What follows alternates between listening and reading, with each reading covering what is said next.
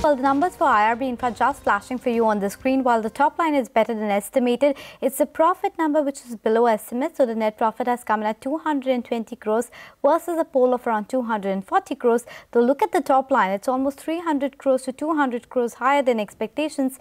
So look like there is a bit of margin compression that is really plaguing the numbers there. But let's move on and get you a CNBC TV 18 exclusive now. Sources tell us that the Ministry of Corporate Affairs Mumbai Regional Director has asked to submit an immediate status report post various allegations raised against DHFL. Timsi Jaipuria joins in with all the exclusive details. Timsi, good afternoon. Tell us, what are you picking up? Well, sources indicate that MCA's Mumbai Regional Director has been asked to submit an immediate status report post various allegations that have been raised against DHFL.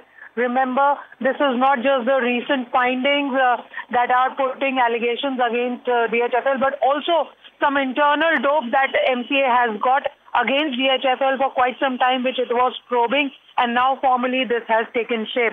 Now, also what we pick up from sources is that MCA's Mumbai Regional Director is likely to submit this status report within this week, and PMO and Finance Ministry have asked MCA to share findings of the report as soon as it gets this. Also, DHFL's exposure in development projects is what MCA feels is right now suspicious and is under scanner. However, MCA is also monitoring the daily stock market movement of DHFL, as it feels that this plays a crucial role while MCA is doing its probe on the credit that DHFL or the various exposures that DHFL has. But to have a safe signal there from the recent findings that MCA is currently doing, MCA feels that the retail lending by DHFL is safe, but yes, the exposure on the other large development projects remains an area of concern. So let's see what is the report that finally gets submitted and what are the highlights. We'll keep you posted. Okay, thank you, Timsi, for that. So problems continue to mount for DHFL after alleged complaints as well as the ratings downgrade. Now it seems it's been taken at the highest level with the PMO office as well as the Finance Ministry coming in for the MCA. But moving on, the 2019 interim budget presented by the Modi government gave a much needed relief to the distressed agriculture sector, as the Finance Minister proposed agri package to the farmers and promised 6,000 rupees per annum for farmers with less than 2 acres of land. As this is part of the special CNBC TV 18 town hall, we spoke to the architects of the budget. Listen into what they had to say. Agriculture is a state subject. You need to spur growth in agriculture through a vast range of instruments. One of which is what the government is trying to do. It has done a large number, it has initiated a large number of measures. Pradhan Mantri Fasal Bima Yojana, ENAM, soil health cards, a range of measures were taken, MSP. This is an additionality. The word is Samman. Yeah. It is giving an additionality to the farmers. Agriculture also requires this, because it's a state subject. States need to do a lot of vast number of structural reforms. When we got the interim budget of 2014-15, if you see the tax numbers, they were projected to grow at about 19% for direct taxes and 18% for indirect taxes. Whereas our estimation is more conservative. We have just pegged it at 15% for direct taxes and a little lower for indirect taxes. And that is being done to meet our needs and expenditure without raising too much expectations on the tax front. So the number crunching has been done with a lot of care and effort, and I would like to assure you that there is not going to be any slippage on any front. Even this year, whatever we have committed to do, we will do, and we have done it in the past. Budget is not expansionary at all. The revised estimates are exactly more or less than, despite providing for 20,000 crore. So budget is not expansionary in that sense. The second half implied growth rate, as per the CSO advance estimate, is 6.8%. That gives you 7.2% because we had in the first half 7.6% growth. So that is what we are sticking to. We have assumed the same thing.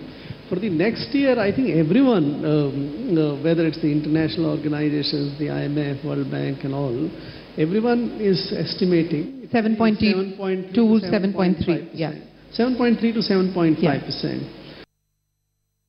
I think what we have to keep in mind here is that the process through which the GDP numbers are arrived at. We have a committee of experts that is led by very reputed academics through this process. To give you some examples for how, better measurement and including more, proxies for capturing economic activity. For instance, if you look at the value added for, in telecom. Yeah. Earlier, we were using the number of subscribers to proxy that. Yeah. In contrast, now we're actually using the number of minutes for usage. So this is an example of the way in which better data is being brought in. Okay, so that was about budget, but the stocks that were in focus today were definitely the Anil Ambani group of stocks. In fact, the Reliance Communications stock tanking around 40% in trade as the company has decided to opt for insolvency proceedings following failure to sell assets for paying back its lenders. Now let's go across to my colleague Kritika Saxena, who's in conversation with Puneet Garg, the executive director of the company. Puneet, simply put, what really gives you the confidence in the NCLT process to do what you couldn't complete doing outside the process for so long? It's a so-called COC or those who, it are the same lenders. They have run the process which was transparent and independent by appointing a bid evaluation committee as well, which was headed by Deputy Governor of RBI and members of TRAI, etc.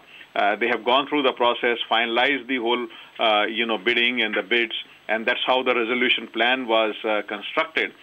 In the current process also, it is the same COC, so I do not see that we have to reinvent the wheel for bidding process. So it's going to be the same bids, and the current buyers have already extended the long stop date. Sorry for interrupting you, but I want to get to the point on the lack of consensus among lenders that you raised. Even in a press release, you've said that that was the key reason why the resolution couldn't be completed in 18 months' time. So can you help us understand what were these point of differences that came up amongst the lenders, and how do you think that they'll be resolved under NCLT? Yeah, so I think some of the smaller lenders, and I would say that, those who have like 80 or 100 crore of debt in the company, they would believe that they need to be paid 100%. They do not want as part of that some, equity or CRPS for interest, etc. And as you know, the way the PSU banks are, they would like a equitable solution to everyone.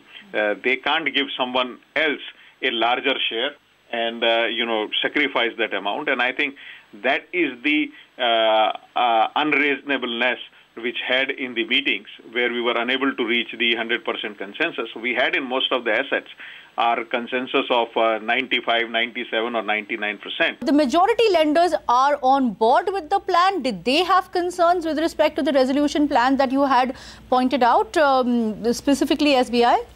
See, one of the proof here you would see that if I am saying that, we would be through 66% and we would, we have 90% plus in all the cases. Obviously, all the majority lenders are with us. Okay, so that was the latest about Reliance Communication. But on that note, we'll slip into a short break. Manisha Gupta, as always, will join us on the other side with all the update coming in from the currency and commodity space. Stay tuned for that.